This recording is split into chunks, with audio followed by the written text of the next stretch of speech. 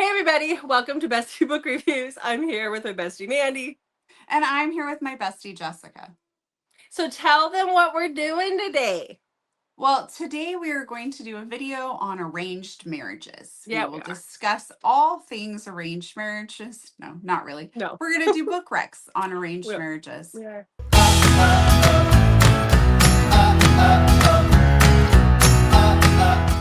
Yeah. I do have to say, we were talking about this. I figured when Mandy's like, oh, we're doing arranged marriage, I was like, oh, got this. Do this all the time. Dude, I had to dig. I was really surprised. I have a few forced marriage that I didn't include in this list because that's different. But I haven't been reading as many arranged marriages as I thought. Yeah. Yeah. So I dug. But thank God our last video was 8 months ago on this because I needed those 8 months to come up with 5 recs apparently. So, all right. Okay. Before we get started though. Well, not speaking at all of arranged marriages, but how about book club? We do have Fight by Sloane St. James as our book club read for February. That is February 20th at 6 p.m. Pacific on our channel. We'd love to have you join our book club if you're so inclined. You can always come check it out just to see what it's about. But yeah, that's our monthly book club. And we would also love it if you would like, subscribe, and hype our video and comment below. Okay. Tell Yes, us about arranged marriage book recs. I don't know. I Just leave us a comment. You can even tell us book recs you'd like to see in the future. And I know I often say add this to our list, which I really do add them to our we list. have a list. Yeah. We have a list, but a lot of times it's thinking about like, do we have enough books to fit it? Mm-hmm. And Yeah, so because there are we read. Sorry, I was saying we read for enjoyment. We don't normally Yeah. read for this list is coming up. So we normally just go and see, do we have enough to fulfill this list right now? Yeah. So some things Mhm. get pushed back.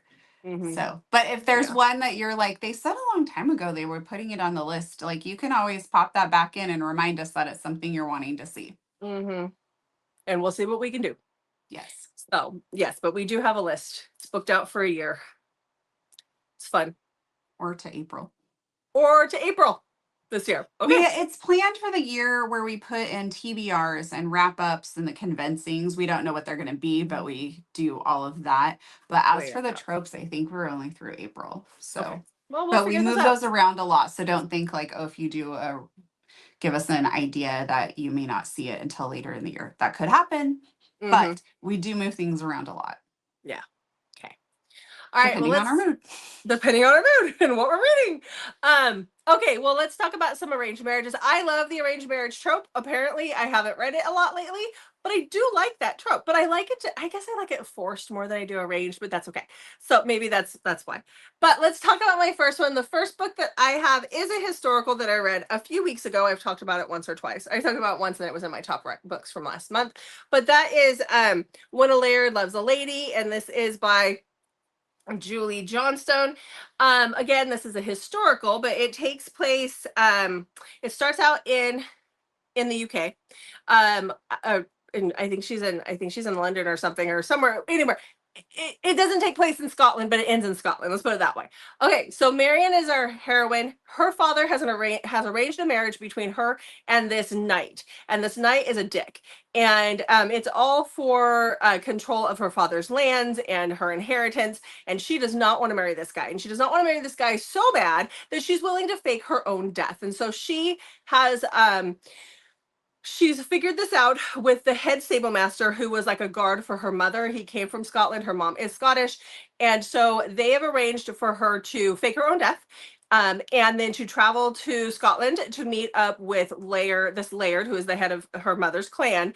And she's supposed to ask him to help her find a husband and to keep her safe.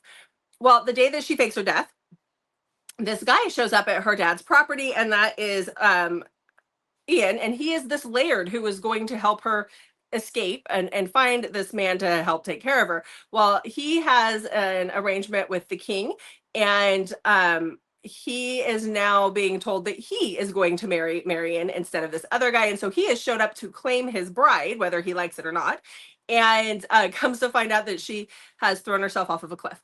But he doesn't end up actually finding her. But he has been married before. And he was married to someone that he vowed he will never love again. He will never take another wife, but he's being ordered by the king to take a wife, so he doesn't have a choice. And Marion only wants to marry for love. Like she wants love. Her dad was a cruel man, and she just wants to have somebody who's going to love her. But now she's been saddled with a man who swears he is never going to love, and so it gets all angsty and stuff. It gets all angsty and stuff. Mm-hmm. All right. So there's a historical for you guys. We do read them once in a while. Trying to read more this year. So, okay. Yeah. What's your first one? Okay, my first one, and now you were talking about forced marriage, I'm like, is this more of a forced marriage than arranged marriage? We'll do a forced marriage later on, but yeah. If I did add that to our list when we were talking about it, but now I'm questioning my very first book rec. Sorry, I didn't mean to make you question. We're going with it because this is what I have liked. And I had to really work to figure these out. So okay. My apologies if people feel like this doesn't quite meet the trope. So I have Fractured Vows by Montana Fry. Or is it Fire? It's Fyre. I think it's supposed to be fire. I think Fire with a Y. Yeah, I think she comes to signings every once in a while. I think she's from Australia. We'll ask her next time we see her. Okay, so we have Isla, and she is like out clubbing. Wow, what does that mean? She's out clubbing, and some things happen, and it is determined that she is in a lot of danger. And to save her, the only thing to do to save her is for her to marry this guy named Doc. And so it's like arranged by her dad. Like she's told, you're marrying him. So that's where I got the arranged marriage from. But when you were talking about forced marriage, it almost feels like more like she's forced into doing it. But I guess it's still arranged marriage. Yeah. Mm-hmm. Okay. So the interesting thing though about Doc is he is her ex-uncle, not by blood relation, by marriage, but she grew up with him for a majority of her life as her aunt's husband, so her uncle. So she is told, you are going to marry him. She marries him, and off she goes to live with him. I want to say like it's in Chicago, but I read this book like a couple of years ago, so I'm struggling a little bit with all the details. But she has to leave where she's at to go live with him. But there's all sorts of other things happening in the background that she's not really aware of. And then she like is stuck kind of in this marriage with him, and nothing is like as it's supposed to be or as it seems. And I'll just leave it at that. Okay. So when I think, just so for you, when I think forced marriage, I think of like a Natasha Knight book where he'll kidnap her, and then because of reasons, he'll force her to marry him. That's what I'm thinking forced marriage. I think what you just said is still arranged marriage. Okay. It was arranged by her dad. So I think you're good. Yeah. Okay, good. Yes, but I can see how it is. It is still forced, but her dad still arranged it. So yeah. But it's like she's told like you have to do this for your own good. And so a lot of them do that. It wasn't like a situation where she grew up knowing. Wow. No, knowing that she words was going are hard to today. be arranged marriaged off. Yeah. Okay. All right. Well, the next book I have is one that we've talked about before. It actually was a book club read, but we're still going to talk about it because it is that good. And that is Bad Bishop by L.J. Shen. This one definitely has the arranged marriage situation going on in it. So this is about Lila and Tiernan. Tiernan is our Irish bad boy, and he really is a bit of a psychopath. And Lila, her family believes that she is special needs. They think that she is not developed fully. They're not 100% sure what's wrong with her, but she's still, she's in her 20s, early 20s, or late teens, early 20s, and she still plays with Barbie dolls, and she acts like a child, like she has the mind of a child. But this is all an act. She's actually deaf, and her mother has forced her to behave this way when she's around others so that she doesn't get put into an arranged marriage with the mafia, because her family is mafia, and her mom wants to protect her from that almost to a selfish degree, because she doesn't let her act like a grown-up. And then you have, because she is deaf and because everybody thinks that she has the mind of a child, one night she is at a party, it might be a wedding reception or something, and she is attacked and she is raped. And from this rape, she is she ends up getting pregnant. And so at this point, her dad or her brother's arranging a marriage between her and Tiernan. And he is supposed to pretend that the baby is his and he is supposed to take care of her. But he starts to notice real quickly that not everything is as it seems with his wife. She might not have the mind of a child. So Sorry. loved this book so much. I was looking at said recording list. Got it. Got it. Okay. Okay. I'm switching up what I'm going to talk about next. My apologies. Dun, dun, dun. Okay. My next one that I'm going to talk about is one that we've talked about quite a bit on the channel. But I do know that people come and watch just our our trope videos later, and so they may not have seen the talking about in our other videos. But also, I think it's helpful to have these in one spot too. So I'm going to talk about Wicked Altar by Jane Henry, even though it has been a hot topic on our channel lately, but it's really good and it totally fits this. It also fits Mafia and Irish and bullying. So like what more do you need in a book rec video, right? Like this has got it. So we have Erin. Erin's sister Bridget is terminally ill. Like she is very ill, but she's also Erin's best friend. And as we've talked about, Erin is neurodivergent. And so she almost plays like, as Jane Henry told us in the interview, her mannerisms are a lot like a younger sister, where her younger sister is very protective of her and it takes on more of that older sister role. Well, Bridget is very sick and she needs to see a doctor, but the doctor that can help her is booked out pretty far. Like we're talking a couple of years, and Bridget does not have a couple of years. But the McCarthy family has connections to this doctor and could get Bridget there faster. They also need Bridget's family's trade routes. So an arranged marriage is put into place. Erin is not aware of this and finds out pretty abruptly that she is going to be marrying Kevin. But because she loves her sister so much, she tries to be on board with it as much as she can for this arranged marriage. The kicker, though, is that Kevin was one of her bullies when she was in high school. And so she's now having to marry her bully to save her sister. So is there anything I'm missing? I feel like I covered it all. No, I think you got it. We've got this one down to a science now. Yes, it is really good. It also has really great audio if you would like to listen instead of physically read. If you like a good Irish accent. Yeah. Yeah. Yeah. Okay. Well, I mean, I dug deep for this. So this one I read last July. So this next one is The Hermit by Michelle Hurd. This is about Grace and Dominic. So Grace was in an arranged marriage for 2 years that had been arranged by her father. The man was abusive. He raped her all the time. It was horrible. And now he's dead because he got his comeuppance. And she did the arranged marriage before to save her sister. She basically had an agreement with her father that if she did this, that he would let her younger sister marry for love. Well, now it's been 2 years. She's out of this marriage.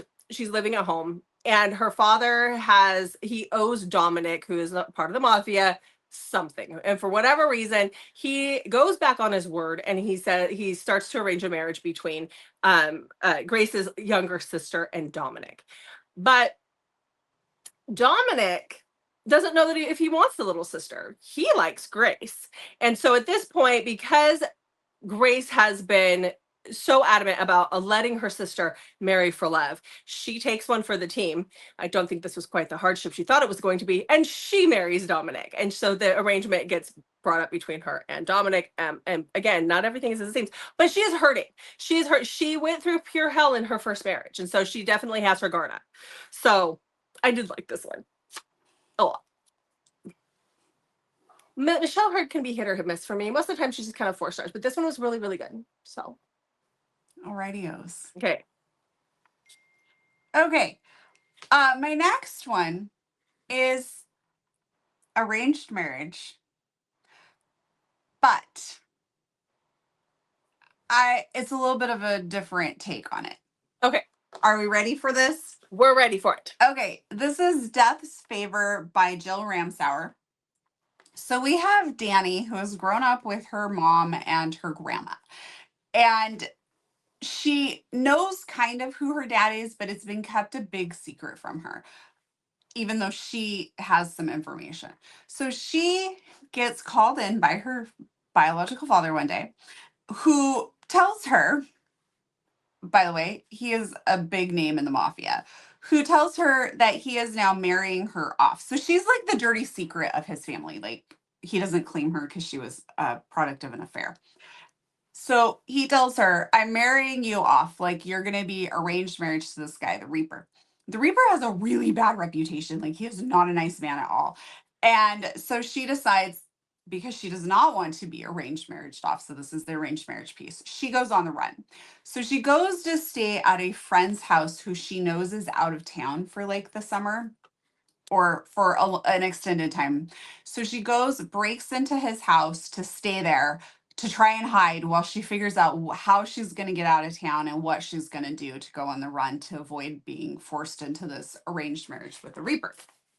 Well, it turns out her friend has moved and Tommy lives there. Tommy is part of the Moriarty men, and we've seen him in other books. He's a neurodivergent assassin. And she just broke into his house and he is not pleased with this. He ends up handcuffing her to the bed. Jessica, how have you not read this book? I have no idea. Grave mistake on my part. He is part of the mafia himself, but a different part of the mafia. And then he finds out he is who he actually has there, and things just get quite wild. Okay. It's a little different take because she doesn't assassin. end up having in the arranged marriage. She's running from an arranged marriage, but I feel like it fits this trope. It does fit this trope. It's great. So the next book I have also has a little bit of a twist on the arranged marriage trope, which is great. So this is Beautiful Torment by A. Zavarelli. The second book in the series just came out, and I'm dying to jump into it. I just haven't had a minute to do that. But these are so good. I love A. Zavarelli's writing. So this is about Abella and Angelo. So Abella and Angelo were engaged, and it was an arranged marriage. When she was younger, she was in love with Angelo. Like, she was like, this can't get any better, right? Like, my dad set this up. He picked the perfect guy for me. She's all like, googly eyed over this guy. Well, something happens, and Angelo takes the fall for it and ends up going to prison. When that happens, Abella, her arranged marriage gets changed. It gets handed down to Angelo's younger brother. And so the arrangement is now between her and Angelo's younger brother. She's not happy about this. Like, she was literally in love with Angelo. And little does she know that she's got a little bit of a stalker situation going on. Angelo might be out of prison, and he might kidnap her on her wedding day to his brother. The end. You're going to have to read it yourself because it's just so good that that's all I'm willing to say. They were arranged first. The end. They were arranged first, though, so, Okay, my next one is another one you've heard about a little bit on the channel as well. I think that you put this on your TBR, or maybe I just remember you and I talking about it because audio is coming out for this one at the end of the month. Ooh, probably. So I can't remember if you put it on your TBR or if we just talked about it. Well, when I know the title, I could tell you. That's Unveil by Greer Rivers. I applied for the ALC. That's why you called me and you're like, apply for the ALC. That's what it is. Yeah. That's why it's fresh in my mind. Yes. Of us having recently talked about it. So in this, This is a dark Swan Lake retelling. We have feuding families, and Luna's dad and his two friends from the previous series. You don't have to have read that to totally enjoy this book. It's all talked about here, but just for context for those who have read her before. So those three men were gambling. I think it was like 10 years ago. And they gambled away their daughter's hands in marriage to this other family. They claim they were drunk. It wasn't accurate, but the other family disagrees hardcore, especially Orion, because Orion is going to be marrying Luna, and he has watched her from afar. And on the night of her 22nd birthday is when she turns 22 is when this arranged marriage is supposed to happen. And on the eve of her 22nd birthday, she has just competed or well, I guess it wasn't a competition. It was a dance recital. She has just finished and she's up on stage. It's her final recital. College is over. She's taking her bows when her boyfriend comes up and proposes to her. She's not really interested in marrying him, but she accepts because she's put on the spot. Well, afterwards, Orion, who she has met before as a masked stranger, comes and takes her because he is not pleased and he is not going to let her marry someone else. And so they go on the run, her basically as his captive, but somebody else is after them and it gets quite wild and it's super good. Okay. Let this be a lesson to fathers everywhere. Don't gamble away your daughter's hand in marriage. No. Why is that even an option? But it makes for a really good book. It makes for a great plot. All right. Well, my last one again has a little bit of a twist to it, but this is one that I recently read. This one is very dark, and that's coming from me, guys. So just know that it's very dark. So this is Lamb by Sybil Knight. This one is it's the second book in her what does she call it? Hold on, can't remember what she calls this. Oh, her Renegade series. So these are, you can read these as standalones. This one does have the arranged marriage situation in it. This one is a retelling of Mary Had a Little Lamb, which is just unique and different. But it is about Maricela and Dr. Adrian. So Adrian is in medical school. He sees Maricela at the college one day, and he is just, I want to say he's smitten, but he's crazy. So he starts stalking her. He wears a plague mask. It's like a whole thing. He has this brother who is a bit of a dick, who's a lot of a dick, honestly. And he's the father's favorite. So there are some mafia ties because Maricela gets, she's been getting little visitations from her stalker and she is not mad about them. But there is an arranged marriage that is set up between, what's his name? Adrian, between his brother and Maricela. And he is not having it. The night before the wedding, he takes her virginity. And in retaliation, she takes his baby toe off his foot. He is a doctor. He eventually is like a crazy doctor. And then we see like a jump. Like this gets told in flashbacks because it is several years later. But I just, it was so good. It was so good. I mean, she's one of those really strong heroines, not obnoxious, just strong. So I do enjoy that. She's got a little bit of spice to her. Okay, my next book rec, I'm going to be fully honest with you and the people watching.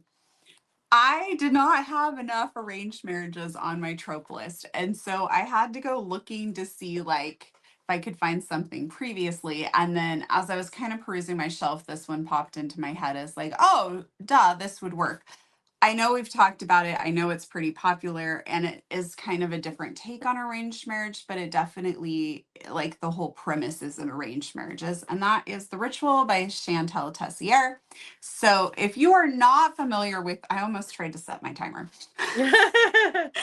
If you are not familiar with this series, this is Secret Society. And we have these men who are being initiated into the Lords, which is the secret society.